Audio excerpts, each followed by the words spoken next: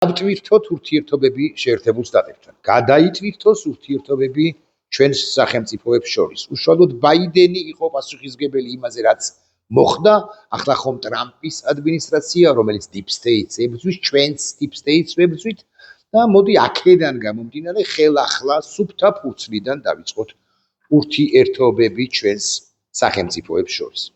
წელიწად ნახევარია მას შემდეგ, რაც პრეზიდენტი ტრამპი საოცარი კამბექით დაბრუნდა ოვალურ კაბინეტში 2025 წლის 20 იანვარს ის უკვე ოვალურ კაბინეტში იმყოფებოდა, შევიდა ოვალურ კაბინეტში.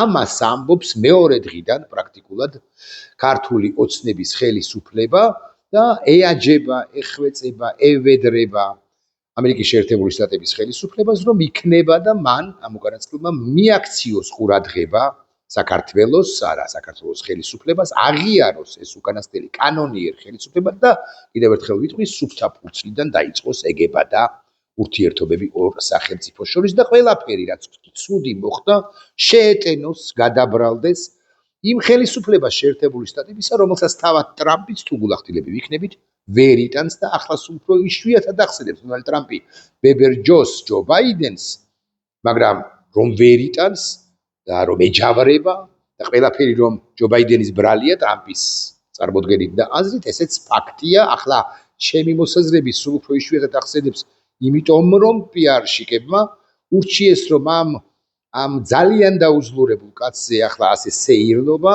აღარ არის აუცილებელი და ქულების მომტანიო და ტრამპმაც მოუიშვიათა ძაგებას ჯო ბაიდენისა. კარგით, ეს ტრამპმა და ბაიდენმა ერთმანეთში გაარკვიონ, ჩვენ კი ვისაუბროთ ქართული ოცნების რუსულ ხელისუფლებაზე და ვისაუბროთ, რაში სჭირდება ამ სიტყვის თქმა ქართულ რუსულ ოცნებას. რეალურად ეს ყველაფერი არის ბლეფი. რეალურად არანაირი ურთიერთობის გადაწყვეტა და სუფთა ფურცლიდან ურთიერთობის დაწყება მათ არ უნდა. საერთოდაც რას ნიშნავს სუფთა ფურცლიდან ურთიერთობის დაწყება იმ ქვეყანასთან, რომელმაც ჯერ კიდევ 91 წლის მიწურულს აღიარა შენი დამოუკიდებლობა და რომელიც ამ 35 წლის განმავლობაში მინიმუმ 350 ჯერ გედგა გვერდით. მაგალითად, გედგა 2000-იანი წლების დასაწყისში, როდესაც რუსები შენქ თავაზობდნენ ანტიტერორისტული ცენტრების გახსნა საქართველოში და იმ პრობლემის აღმოფხვრას, რომელიც ბუნებრივად არსებობდა ჩეჩნეთის მეორე ომის შემდეგ ერთობლივად აღმოფხვრას და ამერიკელებმა ქართველებთან ერთად, ჯანსაღ ქართველებთან ერთად, თუმცა იქ არაჯანსაღი ქართველებიც იყვნენ შევარდაძის ხელისუფლებაში, მოიფიქრეს წვრთნისა და აღჭურვის პროგრამა, ანუ ქართული ჯარის შექმნის, ან ხელახლა შექმნის, ფეხზე დაყენების, თუ გდებათ ასე ვიტყვი, პროგრამა და შესაბამისად რუსებს კოვზი ნაცარში ჩაუვარდათ. ვერ განახორციელეს ის მზაკრული ჯანაფიქრი გეგმა, რომლის განხორციელებასაც სხვათა შორის რუსეთი ახლად ცდილობს, ანუ იმ გეგმისათვის, იმ გეგმაზე ხელი მას არასოდეს აუღია. იმ გეგმის განხორციელება უნდა და შეუძლია რუსეთს მხოლოდ მაშინ, როდესაც საქართველოში იქნება სუსტი და პრორუსული უნარო და რუსეთზე ორიენტირებული ხელისუფლება, ანუ დღევანდელი ხელისუფლება როგორიცაა, მას კი შესთავაზებენ გარწმუნებთ ახალი ანტიტერორისტული ცენტრების შექმნას, მაგრამ ეს სხვა თემა. ახლა ვისაუბროთ იმაზე, რას ნიშნავს სუფთა ფურცლიდან ურთიერთობის დაწყება იმ ქვეყანასთან, რომელიც აკიკითხავით 35 წელია შენი დამოუკიდებლობის სადარაჯოზია, შენი ქვეყნის სადარაჯოზია. სწორედ ამერიკის შეერთებული შტატების დამსახურებაა პირველ ყოვლისა ის, რომ სოფლიოში შენარჩუნდა არაღიარების პოლიტიკა იმ სეპარატისტული რეგიონებისა, რომლებიც რუსეთის ძალისხმევით საქართველოს დე ფაქტო გამოიყვნენ და დამოუკიდებელი ვითომდა სახელმწიფოები შექმნეს. შეერთებული შტატები რომ არა, ასე მაგალითად გაეროს გენერალურ ასამბლეაზე, უშიშროების საბჭოზეც, მაგრამ გენერალურ ასამბლეაზე განსაკუთრებით ბევრი ქვეყნების უმრავლესობა საქართველოს ტერიტორიულ მთლიანობას და ტოლვილების დაბრუნებას ხარს არ დაუჭერდა არც არასოდეს, ვინც არ უნდა ყოფილიყო ელჩი თუ მისი ხელმძღვანელი გაეროში ჩვენი ქვეყნიდან. აი, გავიხსენოთ რამდენიმე მათგანი, მაგალითად კახალომაია, მაგალითად ირაკლი ალასანია, სხვებიც იყვნენ, ხო, იმნაძე მაგალითად და სხვები, რომლებიც იყვნენ გაეროში საქართველოს მისიის ხელმძღვანელები. დიახ, რომ არა შეერთებული შტატები არაღიარების პოლიტიკა არ შენარჩუნდებოდა. რომ არა შეერთებული შტატები არ დაიხარჯებოდა ის მინიმუმ 6-8 და ვინც ის და 20 მილიარდი დოლარიც კი საქართველოში ადამიანის უფლებათა დაცვაზე ინფრასტრუქტურულ ჯანდაცვის პროექტებზე, რაც ძალიან მნიშვნელოვანია, განათლების პროექტებზე და ასე შემდეგ. რომ არა შეერთებული შტატები საქართველოს ტერიტორიული მთლიანობა, როგორც ასეთი საბოლოოდ არ ვიცი და სამუდამოდ არ ვიცი, მაგრამ კიდევ დიდი ხნით იქნებოდა შემორღვეული.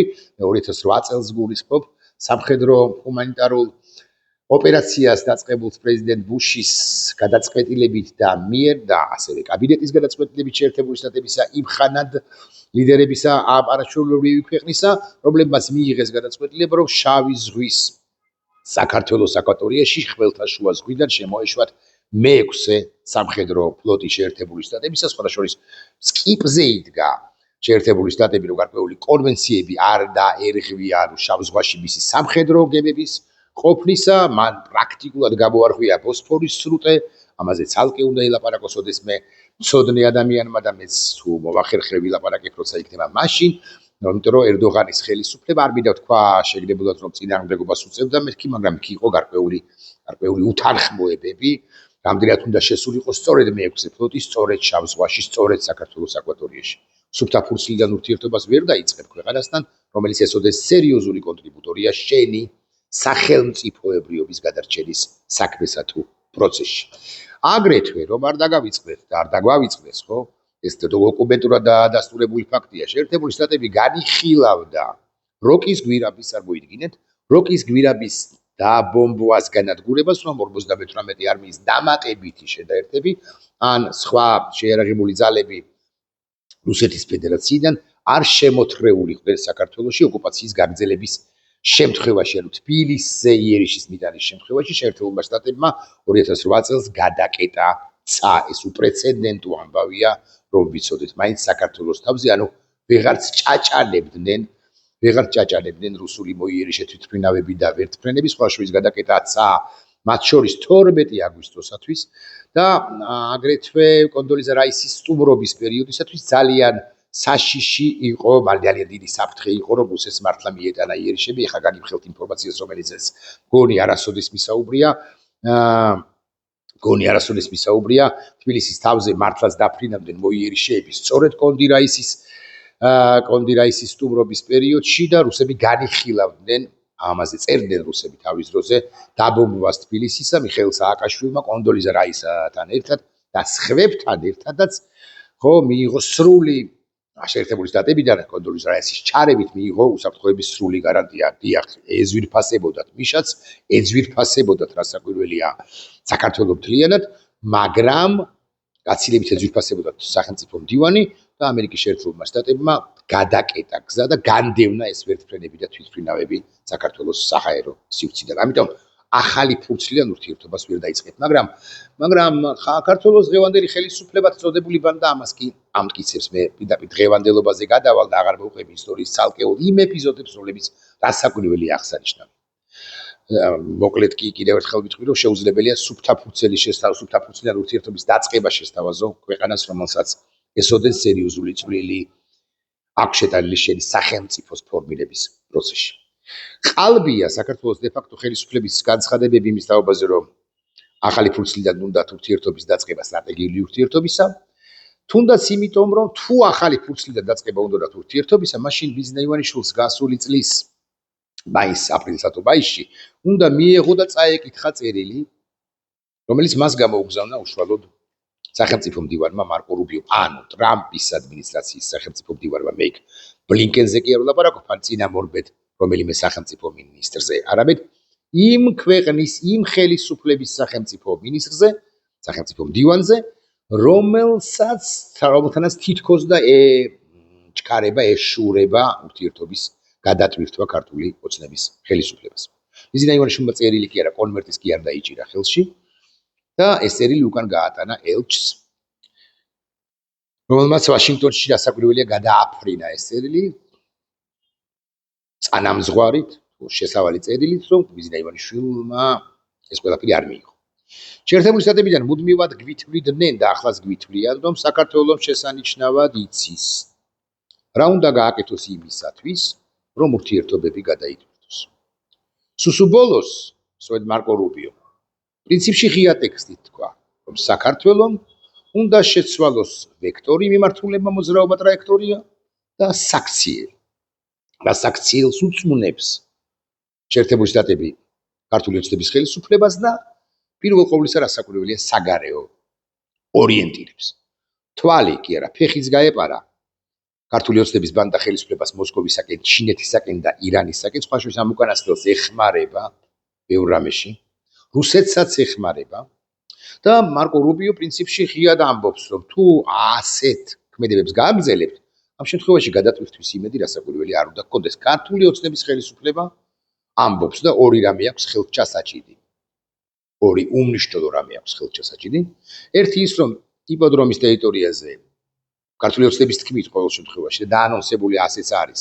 აშენდება ტრამპ თაუერი და ქართული ოცნების ხელისუფლება ამბობს, რომ აგერ აღარ ტრამპ თაუერი აშენდება, ეს ნიშნავს იმას, რომ შეერთებულ შტატებთან ურთიერთობის გადატვირთვის პოლიტიკა დაიწყო და მეორე ხელჩასაჭიდია წერილი, რომელიც ტრამპმა გამოუგზავნა ირაკლი კობახიძეს, რომელზეც სხვა შორის ტრამპი არ აწერს ხელს, შაბლონური წერილია, დიპლომატიური ეტიკეტის ფარგლებში მოქცეული, რომელშიც ტრამპი მადლობას უხდის ირაკლი კობახიძეს იმისათვის, რომ ამ უკანასკნელმა თავის მხრივ შეერთებულ შტატებს ზოგადად და კონკრეტულად პრეზიდენტ ტრამპს 4 ივლისი ამერიკის შეერთებული შტატების დღე, დამოუკიდებლობის დღე მიულოცა მიმდინარე წლის ივლისის დასაწყისში. ეს კიდევ ერთხელ ვიტყვი, შაბლონური წერილია ისეთი, როგორცაც ტრამპი ისეთ ქვეყნებსაც, ან ისეთ ქვეყნების ლიდერებსაც უგზავნის, რომელთა არსებობის თაობაზეც პრაქტიკულად არაფერი გაუგია საქართველოზე, კიდევ რაღაც გაუგია ტრამპს, სხვა თორაფერი ნამყოფი, აი არსებობს უამრავი ქვეყანა მთელი მსოფლიოს მასშტაბით, რომელთა ლიდერებმაც მიულოცეს ტრამპს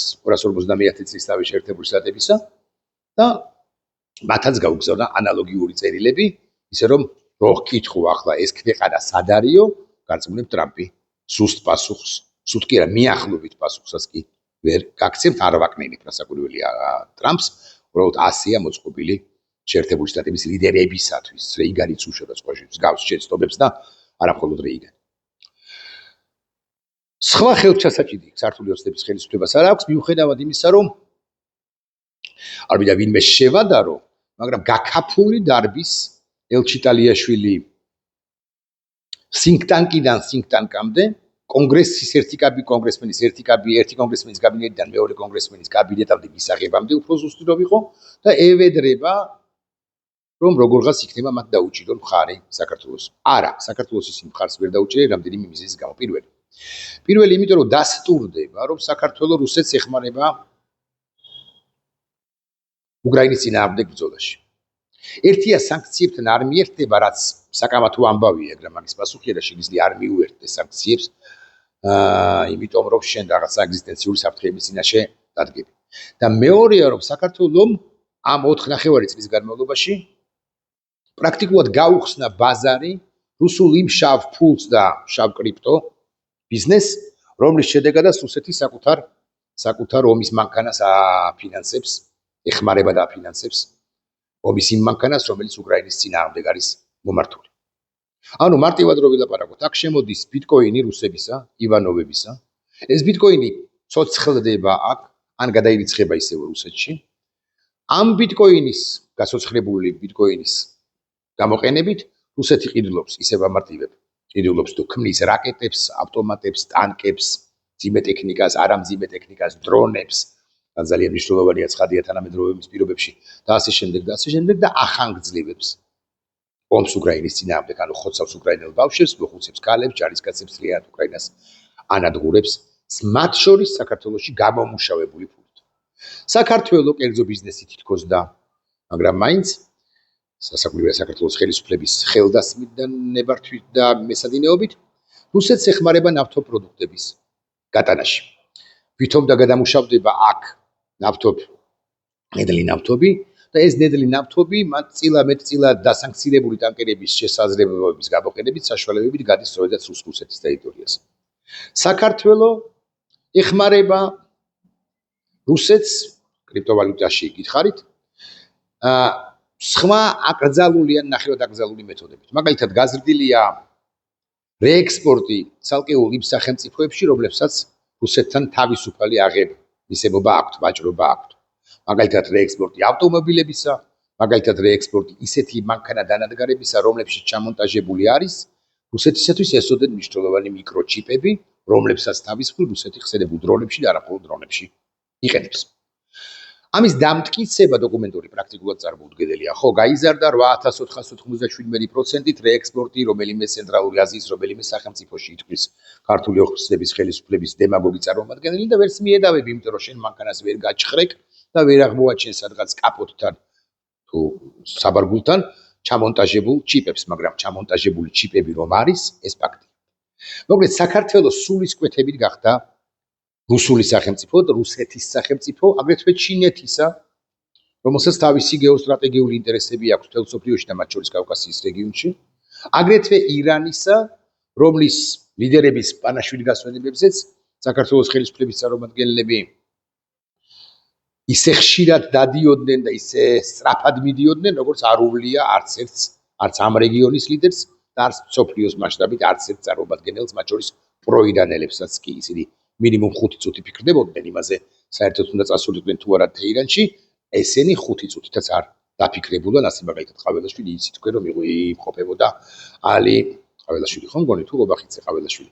გონი ალი ხამენეის დაკრძალვაზე. ალი ხამენეისა, რომელიც მთავარი მტერი იყო შეერთებული შტატებისა და შეერთებული შტატების ინტერესების და კიდევ ერთხელ მიკითხავ, მაშინ როგორ უნდა გადაიწვიოს ურთიერთობები შეერთებული შტატებთან და კიდევ ერთხელ დავასკვი, რომ განცხადებანი იმის თაობაზე, რომ საქართველოს თითქოს და უნდა გადაწყვიტა ურთიერთობებისა ტრამპის ადმინისტრაციის შეერთებულ შტატებთან არის ბლეფი, ტყუილი და მოგონილი და მეცაც გეტყვით FSB-სთან შეთანხმებული მესიჯი. დიახ, FSB საქართველოს ხელისუფლებას ავალდებულებდა და ავალდებულებს, რომ მან ამგვარი განცხადება გააკეთოს, მიიღოს ღია ან ფარული უარი ვაშინგტონიდან ურთიერთობის გადაწყვეტვის შეუძლებლობის თაობაზე და მერე უკვე ყველაფერი გადაბრალდეს deep state-ს, რომელმაც გავლენა მოახდინა შეერთებული შტატების 47 პრეზიდენტ დონალდ ტრამპზეც კი ითქვას, რომ ჩვენ ყველაფერი გავაკეთეთ საიმისოდ, რომ ურთიერთობა გადაწყვეტილი იყოს შტატებთან და რაღაც შეერთებული შტატები ევროპის არ იყოს არიჩენს ინიციატივას ჩვენთან ხელახალი ურთიერთობის დაწყების თაობაზე, შესაბამისად ჩვენი გზა გვაქვს აბსოლუტურად სუვერენული, დამოუკიდებელი და შეერთებული შტატებისაგან თავისუფალი, ჩვენ ახლა თავად გადავწყვეტთ, რა უნდა ვქნათ, როგორ და რატომ. აი სწორედ ჩემი მოსაზრებით, სწორედ ამ სტადიაში შევდივართ ახლა, იმიტომ რომ ყველაფერი სხვა უკვე გავლილია, ევროპასთან ურთიერთობა საბოლოოდ ჩამოშლილია, გაფუჭებულია, გასაზიზღრებულია და ნულამდეა დაყვანილი.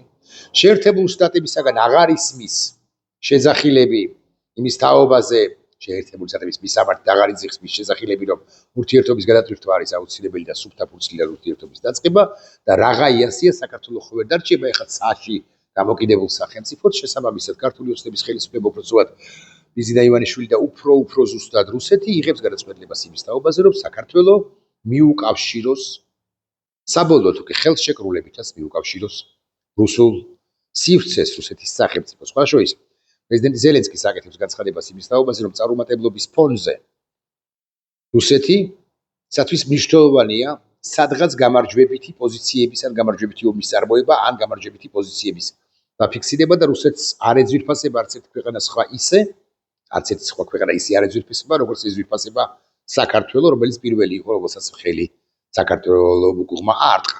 ამიტომ რუსეთისათვის სწორედ საქართველოში არის გამარჯვების დაფიქსირება გარდაულა აუცილებელი და ამიტომაც რუსეთმა უკვე ღიად დაიწყო და სწორედ რუსეთმა დაიწყო საუბარი 1793 წლის ტრაქტატზე და ამიტომაც გაღვივდა საუბრები და სწორი საუბრები იმის თაობაზე, რომ საქართველოს ხელისუფლება ამზადებს რუსეთის ხელისუფლების მეცადინეობით, ძალისხმევით და კარდახით ტრაქტატი 2-ს, რომელიც სახელმწიფოთა შორისი ხელშეკრულება იქნება და რომელშიც ნათქვამი იქნება რამდენიმე ძირითადი პუნქტი გავიმეოროთ. ეს არის პირველი. საქართველოს გახდება ნეიტრალური სახელმწიფო, როგორც კი ამის შესაძლებლობა ექნება 28 წლის ოქტომბრის არჩევნების შემდეგ, როდესაც საკონსტიტუციო უმრავლესობას მოიპოვებს ქართული ოცნება. ღიად იქნება ნათქვამი, რომ აქ უნდა დაკანონდეს რუსეთის საოკუპაციო ძალები, უფრო ზუსტი რომ იყო ანტიტერორისტული ცენტრები, მე ვისაუბრე ამაზე დაახლოებით 14 წუთის წინ, 15 წუთის წინ. ღიად უნდა იყოს ნათქვამი, რომ საქართველოს იქნება კონფედერაციული სახელმწიფო, კონფედერაციის სხვა შესაძლო სუბიექტების მხრიდან თანხმობის გაცხადების შემთხვევაში და აირიბად უნდა იყოს დაშანტაჟება საქართველოსი იმასთან დაკავშირებით, თუ საქართველოს ამ ყველაფერს არ მოვაწერს ხელს ქართული ოცნების ხელისუფლება, მაგ შემთხვევაში მოხდება ინტერვენცია და თბილისის აღებაც კი. გამოუვალ თითქოს და გამოუვალ მდგომარეობაში აღმოჩენილი ქართული ოცნება საზოგადოების სამსჯავროზე არც გამოიტანს, მაგრამ რომც გამოიტანოს ეს საკითხი გამოიტანს საკითხს ასე. რა გინდათ? მთლიანი საქართველო წაიღოს რუსეთმა, თუ დავთანხმდეთ რუსეთს ხელშეკრულებაზე, კონფედერაციაზე, ბაზების ან ანტიტერორისტული ცენტრების გაკეთებაზე, დავთანხმდეთ რუსეთს იმაზე, რომ საქართველო უარი უნდა თქვას ნატო ევროკავშირში გაწევრიანებაზე, რუსეთი მაინც მართლმადიდებელი სახელმწიფოა, რუსეთთან ურთიერთობის დალაგება ხომ გვინდოდა და აგე ლაგდება, როგორც ლაგდება ისე, სხვას რა ჰქონდა, განაუკეთესი პროექტი და ასე შემდეგ. როდესაც ოპონენტები მეც თქვენც და ასე შემდეგ შევუტევთ ქართული ოცნების ხელისუფლებას ამ შემთხვევაში, ისინი გეტყვიათ, რომ განა ამერიკა დაგვთანხმდა ჩვენ ურთიერთობის გადაწყვეტაზე? განა ევროპამ გვაღიარა ჩვენ ერთხელ ან ორჯერ ან სამჯერ ვთხოვეთ, ხუთჯერ ვთხოვეთ.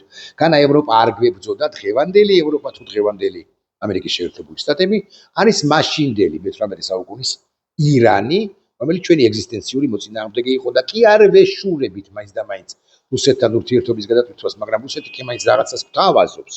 რუსეთი და ჩინეთი კი მაინც რაღაცას გვთავაზობენ, რუსეთი პირველ ყოვლისა და ისინი არც არაფერს გვთავაზობენ. ან ბოლოს და ბოლოს რო გვაკრიტიკებთ, წაგიკითხავთ ეს ხელშეკრულება, გეორგიევსკის ტრაქტატი 2 დავარქვათ ერთ წუთს ამ ხელშეკრულებას. წაიკითხეთ და მოდი მუხელობრივად გავარჩიოთ და შენ თუ შეყვები ამ დიალოგში და ამ კამათში და იტყვი რომ ხო მოდი გავარჩიოთ მეხუთე მუხლი, ესე ხო არ უნდა იყოს ჩამოყალიბებული და არა ისე როგორც ჩამოყალიბებულია, ხო ის ინიც ამ ფსევდო დისკუსიას დაასტანხმდებიან, როგორც მეხუთე მუხლს და მეშვიდე მუხლს დატოვებენ ზუსტად იმ რედაქციით, რა რედაქციითაც შემოთავაზებულია რუსეთის მიერ, რასაკვირველია პირობითად მეხუთე მუხლს და რასაკვირველია ის ზოგადი განმარტება ჰქვია ამას, დისკუსია ზოგადად ჰქვია ამას, რომ დისკუსიისა არც არაფერი დაემჩნევა იმ მსჯელობას, ისინი უბრალოდ შემოგიტყუებენ ამ დიალოგში, ზუსტად ისე როგორც შეიტყუეს ოპოზიციის ცალკეული წარმომადგენლები ეგრეთ წოდებულ სატელევიზიო დებატებში, ან ზუსტად ისე, როდესაც ისინი ამბობენ, რომ აი საკონსტიტუციო ცვლილებებთან დაკავშირებით გავდივართ რეგიონში და ვხვდებით მოსახლეობას, რათა გავიგოთ, ეს ყველაფერი არის ფორმალობა, ვითომ შეხვედრები, მომხრე პარტ-აქტივთან შეხვედრები, ვითომ განხილვები და რეალურად არც არავინ არაფერს არ ითვალისწინებს, რომ ვიცოდეთ მაინც. მოკლედ, ზაკურული გეგმა არის ამგვარი. შეერთებული შტატების თან ურთიერთობა აღარ გამოდის. რუსეთი გვთავაზობს ჩვენ უფროს ძმობას, ან ძმობას, თანასწორ ძმობას, მოდი ასე ვიტყვი. რუსეთი არის მართლმადიდებელი სახელმწიფო. რუსეთი დაასრულებს ამ ომს, როცა იქნება უკრაინასთან, რასაკვირველია, ჩვენს რომ არ დაგვარტყას.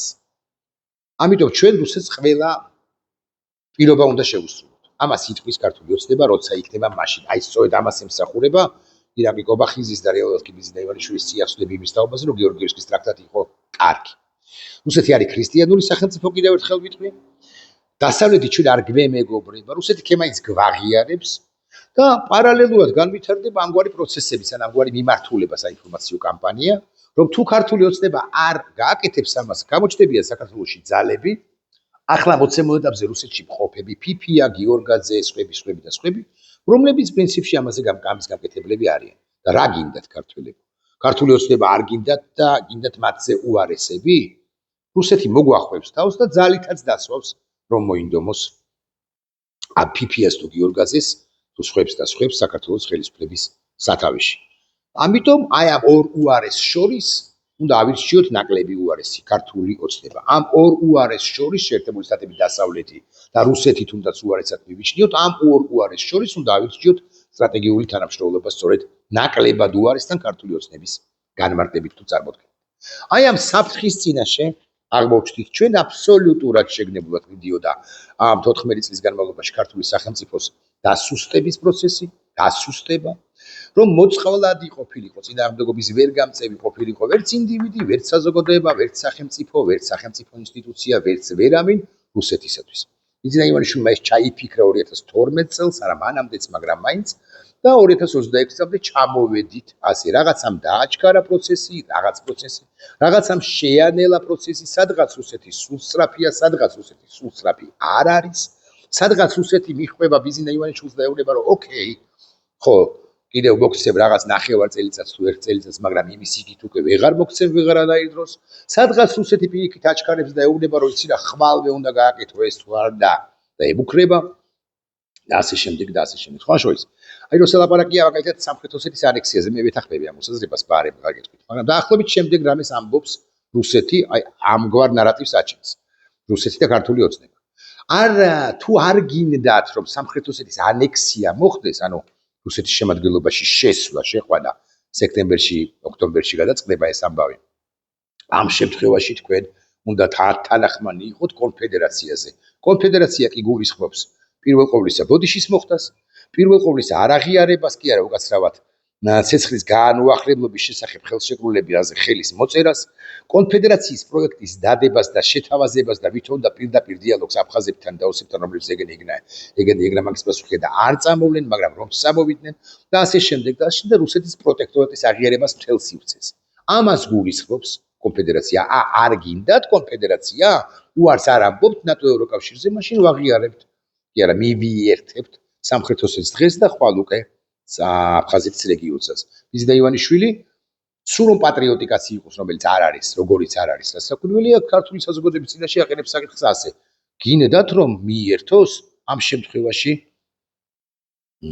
პასუხისმგებლობა აიღეთ თქვენ და მე კი ვამბობ, რომ უმალს ჯობს აი ამ ბოროტ რუსეთთან ყოფნა, ვიდრე უბოროტეს დასავლეთთან, რომელმაც ჩვენ არ დაგვიცვა, არა დასავლეთმა დაგვიცვა წლების განმავლობაში და წლების წინ და წლების განმავლობაში აღიარა ჩვენი დამოუკიდებლობა, რასაკვირველია, დაიცვა ჩვენი დამოუკიდებლობა, როგორც მაშინ, როცა მეტნაკლებად მაინც ვიყავით არაადეკვატურები და ახლა კი ვართ არაადეკვატურები და არაადეკვატურ ბიზნესთან თანამშრომლობა, რასაკვირველია, დასავლეთს არც უნდა და არც უღირს, მაგრამ ის შემდეგ მრავალ წერტილი უნდა დავსვათ.